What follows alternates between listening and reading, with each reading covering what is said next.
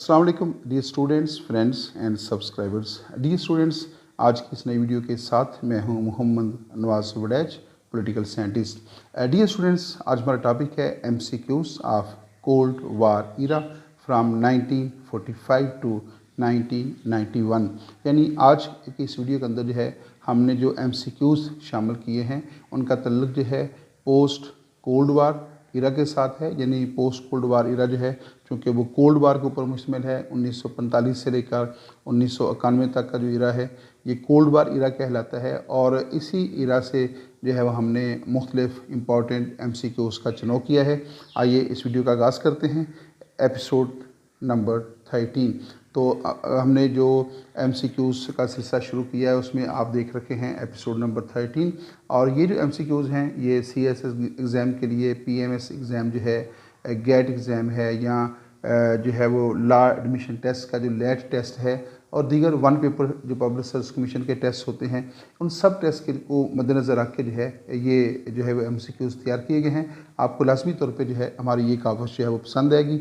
आइए इस वीडियो को देखते हैं। आप देख रखे हैं हमारा YouTube channel political science with Nawaz Waraich.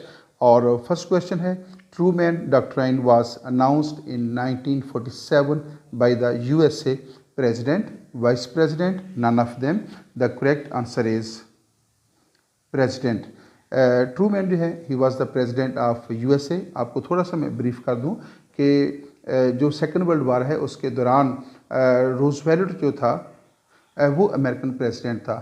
और 1945 के अंदर जो है जब उसकी मौत वाक़या होगी और उसके इंतकाल के बाद जो है जो वाइस प्रेसिडेंट था अमेरिकन कॉन्स्टिट्यूशन के मुताबिक, जब प्रेसिडेंट की डेथ हो जाती है या प्रेसिडेंट रिज़ाइन कर देता है तो फिर दोबारा इलेक्शन नहीं होते, बल्कि उसकी जो बकिया मुद्दत बचती है उसको पूरा करने के लिए या उसको पूरा करने के लिए जो वाइस प्रेसिडेंट होता है वो प्रेसिडेंट बन जाता है। तो ट्रूमैन जो है चूँकि अमेरिकन प्रेसिडेंट रूजवेल्ट का वाइस प्रेसिडेंट था, चुनांचे उसके इंतकाल के बाद जो है ट्रूमैन जो है वो प्रेसिडेंट बन गया था। अब आते हैं क्वेश्चन की तरफ। क्वेश्चन ये है कि who was Truman doctrine was announced in 1947 by the USA president. तो 1947 के अंदर जो है ये जो post world war second era है उसमें ज़ाहिर वर्ल्ड वार लड़ी गई थी। उसमें बहुत सारे मुल्कों की माशी हालत ख़राब हो चुकी थी, उनकी जो दफाई और फौजी पोजीशन जो थी वो काफ़ी हद तक जो है वो कमज़ोर हो चुकी थी। चुनांचे अमेरिका ने जो है जो उसके इत्तेहादी मुमालिक थे, ख़ास तौर पे जो यूरोपियन कंट्रीज़ थे, उनको मुख्तलिफ़ तरीक़ों से जो है इंगेज करने के लिए और उनको अपना हम नवाब बनाने के लिए या अपने ज़ेर असर रखने के लिए, उनकी मदद के लिए जो है उनकी मिलिट्री असिस्टेंस के लिए या इकनॉमिक असिस्टेंस के लिए मुख्तलिफ़ प्लान्स का ऐलान किया गया, जिसमें ट्रूमैन प्लान भी डॉक्ट्राइन शामिल है और इसके अलावा मार्शल प्लान भी दिया गया था।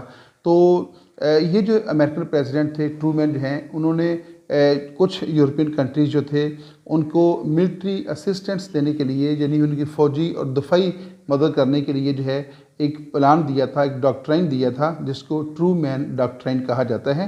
तो गोया इसका जो दुरुस्त जवाब है, क्वेश्चन द्वारा देख लीजिएगा, Truman doctrine was announced in 1947 by the USA president. The correct answer is USA president, यानी ट्रूमैन जो है ही was the president of USA। Next question है, बहुत इंपॉर्टेंट क्वेश्चन है, इसके ऊपर हम थोड़ा सा तफसील से बात करना चाहेंगे। Marshall plan was introduced in 1947 by the president Truman, secretary of state George Marshall. The correct answer is secretary of state George Marshall. George Marshall जो था वो ट्रूमैन जो उसकी जो कैबिनेट थी या ट्रूमैन जो एडमिनिस्ट्रेशन थी उसके अंदर जो है ही was the secretary of state of USA। तो वो USA का सेक्रेटरी ऑफ स्टेट था जॉर्ज मार्शल, और उस वक्त प्रेसिडेंट जो थे वो ट्रूमैन थे। तो ट्रूमैन ने जो है कुछ यूरोपियन कंट्रीज़ को मिलिट्री असिस्टेंस देने के लिए जो है वो ट्रूमैन डॉक्ट्राइन का जो है ऐलान किया था। और जॉर्ज मार्शल जो है उसने फिर कुछ यूरोपियन मुमालिक जो थे उनकी मदद करने के लिए इकनॉमिक प्लान दिया था, और उस प्लान को जो है मार्शल प्लान का नाम दिया जाता है, जो कि 1947 के अंदर दिया गया था। ये जो प्लान था बेसिकली इसका जो बुनियादी मकसद ये था कि जो सेकेंड वर्ल्ड वार लड़ी गई है और उस सेकेंड वर्ल्ड वार लड़ने की वजह से बहुत सारे जो यूरोपियन कंट्रीज़ थे जो कि सेकेंड वर्ल्ड वार का हिस्सा थे, उनका जो इकनॉमिक इंफ्रास्ट्रक्चर था वो बहुत बुरी तरह मुतासर हुआ था। तो उसको रिस्टोर करने के लिए, उसको बहाल करने के लिए जो है, या उनकी माशी हालत को बेहतर करने के लिए, या उनका जो इकनॉमिक स्ट्रक्चर था, इंफ्रास्ट्रक्चर जो था, उसको इम्प्रूव करने के लिए मार्शल प्लान के ज़रिए जो है उनकी माशी मदद की गई थी। और उस प्रोग्राम को जो है मार्शल प्लान कहा जाता है। मार्शल प्लान का जो दूसरा बेसिक ऑब्जेक्टिव था वो था to prevent the spread of communism in the western European countries. तो सेकेंड वर्ल्ड वार के फ़ौरन बाद जो है यूएसएसआर और यूएसए के दरमियान एक कोल्ड वार शुरू हो चुकी थी। और उस कोल्ड वार का जो बेसिक थीम था वो बेसिकली दो आइडियालॉजीज़ के दरमियान जो है एक वार थी, कम्युनिज्म के अंदर और कैपिटलिज्म के अंदर। तो ये ख़तरा लाक हो चुका था कि सोवियत यूनियन का जो कम्युनिज्म है ये आस्ता आस्ता जो है वेस्टर्न कंट्रीज़ के अंदर इसका फैलाव हो जाएगा, बाकी दुनिया तक पहुंच जाएगा। तो फिर अमेरिका जो है उसके ऊपर उसने बाकायदा एक बंदोबस्त करना शुरू कर दिया था। और इस प्रोग्राम के ज़रिए जो है दूसरा जो ऑब्जेक्टिव अचीव करने की कोशिश की वो ये थी कि इन मुल्कों को अपने साथ मिलाया जाए और यहाँ पे जो यूएसएसआर का जो इन्फ्लुएंस है उसको ख़त्म किया जाए, या जो इन्फ्लुएंस हो सकता था उसको जो है वो ख़त्म किया जाए। तो चनाचे ये जो यूरोपियन कंट्रीज़ थे जिसमें बेल्जियम शामिल है, फ्रांस है, ग्रीस है, आइसलैंड है, इटली है, नीदरलैंड्स है, नॉर्वे है, पुर्तगाल है, स्वीडन, यूके, तुर्की, ये सारे मुल्क जो थे इनको मार्शल प्लान के ज़रिए जो है इनको इकनॉमिक जो है वो इनकी हेल्प की गई थी, माशी शोबे को बेहतर करने के लिए इनको सपोर्ट किया गया। और इस तरह जो है इन मुल्कों को अपने साथ यूएसए ने जो है मिलाने की कोशिश की और काफ़ी हद तक वो इसमें कामयाब भी हुआ था। लेकिन दूसरी तरफ क्या हुआ कि उस वक्त सोवियत यूनियन के जो प्रेसिडेंट थे, जो स्टालिन थे, ही रिजेक्टेड द मार्शल प्लान। उसने मार्शल प्लान को रिजेक्ट किया और उसके ऊपर सख्त क्रिटिसाइज़ किया। और जो उसके हमदर्द रियासतें थीं या उसके साथ रियासतें मिली हुई थी या उसके ज़ेरे असर थी, उनको जो है उसने मजबूर किया कि वो इस इकनॉमिक प्लान को या मार्शल प्लान को, या मार्शल प्लान के ज़रिए जो मदद दी जा रही है यूरोपियन कंट्रीज़ को, बेसिकली अमेरिकन को अपने साथ या अपने ज़ेरे असर रखना चाहते हैं, उसको जो है वो रिफ्यूज़ कर दें। तो बहुत सारे जो ईस्टर्न यूरोपियन कंट्रीज़ थे उन्होंने उस रशियन या सोवियत यूनियन के ज़रिए से आकर जो है उस मदद को लेने से इनकार भी किया था। दो प्लान हमारे सामने आ गए हैं, एक ट्रूमैन डॉक्ट्राइन है और दूसरा जो है वो मार्शल प्लान है। बेसिकली इन दोनों का तल्लुक एक ही इरा के साथ है। 1947 के अंदर ट्रूमैन डॉक्ट्राइन आया जो कि अमेरिकन प्रेसिडेंट ट्रूमैन ने दिया था, और 1947 के अंदर जो है मार्शल प्लान जो है वो दिया गया था। ट्रूमैन डॉक्ट्राइन का जो बुनियादी मकसद ये था वो था ग्रीस और जो तुर्की है उनकी मिलिट्री जो है वो मदद की जाए, उनके मिलिट्री एड उनको दी जाए ताकि वो अपने दिफा को जो है मजबूत बना सकें। और दूसरी तरफ जो मार्शल प्लान था उसका मकसद मुख्तलिफ जो वेस्टर्न यूरोपियन कंट्रीज़ थी उनके इकनॉमिक इंफ्रास्ट्रक्चर को इम्प्रूव करने के लिए, उनकी माशी हालत को बेहतर करने के लिए उनको जो है वो माशी मदद दी गई थी ताकि वो अपनी माशी हालत को बेहतर कर सकें। मैंने काफ़ी डिटेल के साथ जो है आपको मार्शल प्लान के बारे में गाइड किया है। उम्मीद है आपको इससे लाजमी तौर पे जो है रहनुमाई मिली होगी। नेक्स्ट हमारे पास क्वेश्चन है, when did the Soviet Union test their first atomic bomb. ये तो आपको पता है कि फर्स्ट एटॉमिक जो टेस्ट वेपन्स थे वो सेकंड वर्ल्ड वार के दरमियान जो है during the world war second जो है अमेरिका ने जापान के ख़िलाफ़ इस्तेमाल किए थे। एक उसने एटम बम जो है वो जापान के शहर नागासाकी के ऊपर ड्रॉप किया था, और दूसरा उसने एटम बम जो है वो जापान ही के शहर हिरोशिमा के ऊपर जो है उसने ड्रॉप किया था। तो उसके बाद जो है थोड़े अरसे के बाद जो है जो यूएसएसआर है उसने भी एटॉमिक वेपन जो थे टेस्ट कर दिए और वो एटॉमिक क्लब के अंदर शामिल हो गया था। कब किए उसने एटॉमिक वेपन टेस्ट किए थे? When did the Soviet Union test their first atomic bomb? August 29, 1949, August 29, 1955, none of them. The first option is the correct option. Soviet Union test their first atomic bomb on August 29, 1949.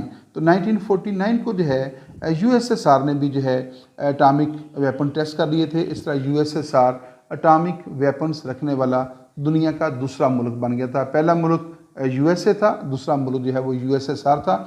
और इस वजह से जो cold war इन दोनों मुल्कों के दरमियान शुरू हो चुकी थी after the world war second, तो उसमें और ज़्यादा शिद्दत पैदा हो गई और बैलेंस ऑफ टेरर की तरफ दुनिया चली गई।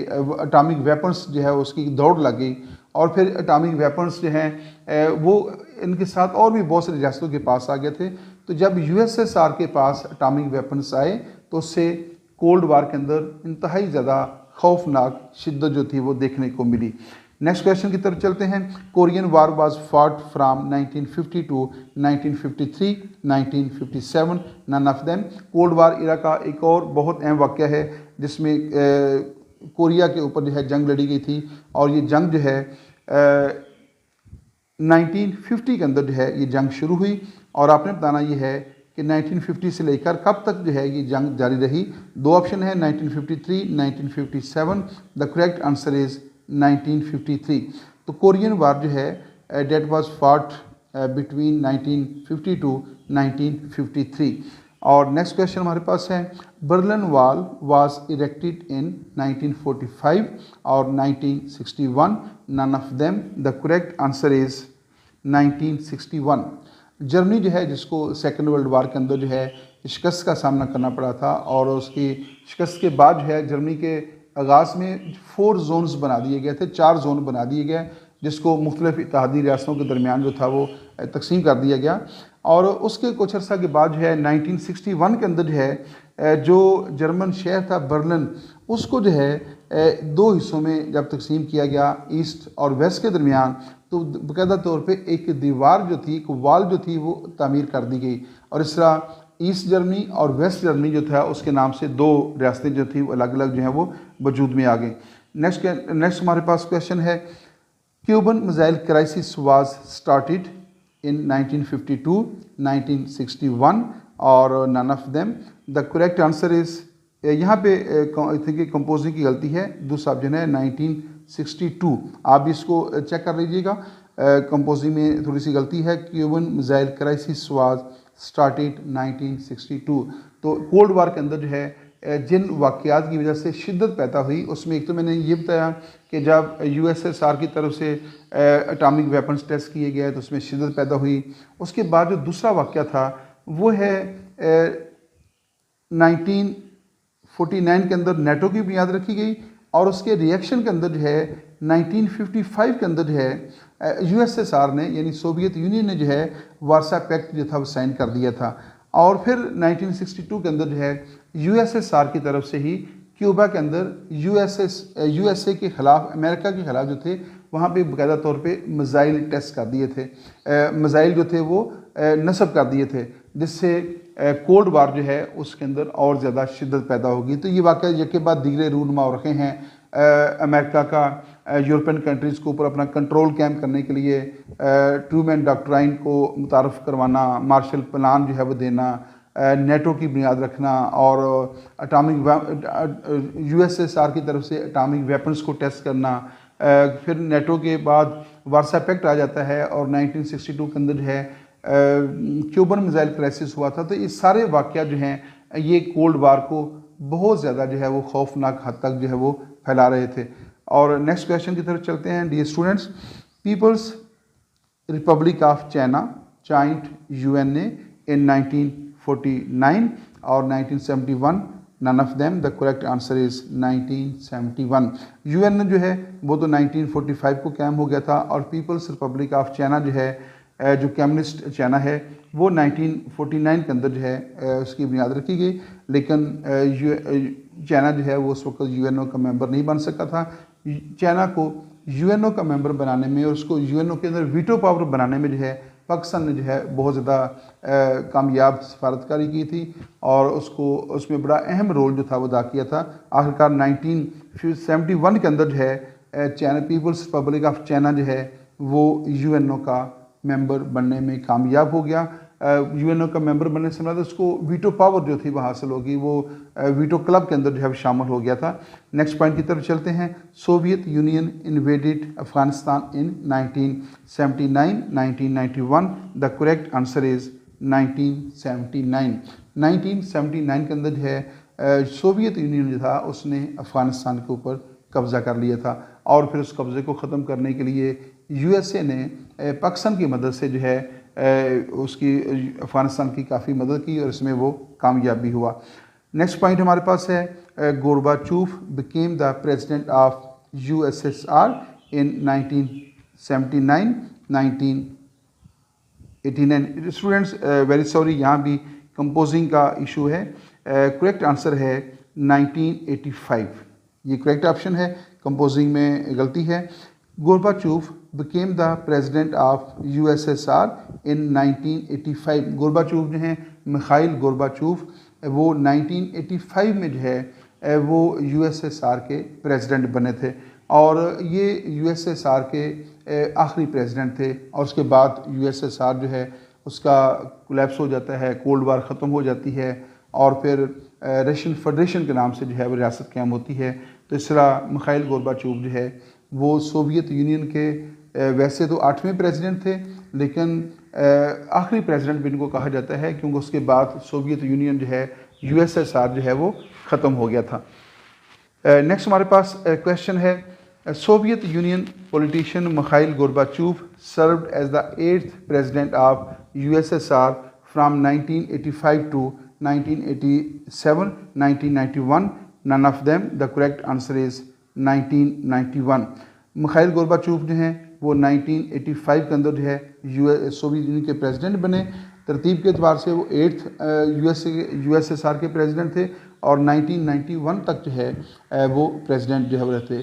कोल्ड वार को ख़त्म करने में और कोल्ड वार के अंदर अमेरिका को फतह देने में और यूएसएसआर को शिकस्त देने में जो है कहा जाता है कि गोरबाचोव की पॉलिसियों ने बड़ा अहम रोल अदा किया था। और बाज़ लोग इनके ऊपर इल्ज़ाम भी लगाते रहे हैं कि गोरबाचोव वैसे तो सोवियत यूनियन के प्रेसिडेंट थे, लेकिन उन्होंने अंदर खाते जो है अमेरिका को बहुत ज़्यादा असिस्ट किया था और अमेरिका को जो है वो सपोर्ट किया था, जिसकी वजह से अमेरिका जो है इस कोल्ड वार के अंदर जो है वो जंग जीतने में कामयाब हो गया था।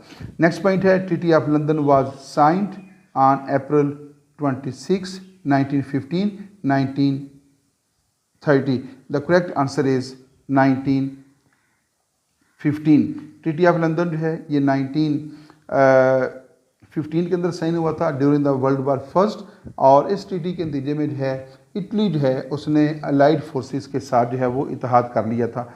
नेक्स्ट पॉइंट हमारे पास है Berlin wall was demolished in 1989 1999। None of them the correct answer is 1989। Berlin Wall जो है विच वाज इरेक्टेड इन 1961 और 1989 के अंदर जो है उसको डिमोलिश कर दिया गया था और दोबारा वेस्ट और ईस्ट जर्मनी जो है वो मुत्तहिद हो गए थे। दिलचस्प बात यह है कि जब बर्लिन शहर के अंदर दीवार तमीर की गई तो आधा बर्लिन शहर जो है वो वेस्ट जर्मनी में चला गया और आधा बर्लिन शहर जो था वो ईस्ट जर्मनी में चला गया था। ये तारीख की बहुत बड़ी सितम ज़रीफ़ी थी। और फिर 1989 के अंदर जो है बर्लिन वॉल जो है उसको ढहा दिया गया, उसको डिमोलिश कर दिया गया और दोबारा रीयूनिफिकेशन ऑफ जर्मनी हो गई थी। वेस्ट और ईस्ट जर्मनी जो है वो दोबारा मिल गए और इस दफ़ा अब जो है वो एक ही जर्मनी है, पहले दो जर्मनी थे। ईस्ट जर्मनी के ऊपर यूएसएसआर का इन्फ्लुएंस बहुत ज़्यादा था और जो वेस्ट जर्मनी था वहाँ पे यूएसए का यानी अमेरिका का इन्फ्लुएंस जो है वो बहुत ज़्यादा था। और फिर कोल्ड वार को ख़त्म करने में भी जो है जो रीयूनिफिकेशन ऑफ जर्मनी हुई, जर्मनी का दोबारा जो इत्तेहाद हो गया था, उसने बड़ा अहम रोल जो था वो अदा किया था। नेक्स्ट है which country tested the first atomic weapons.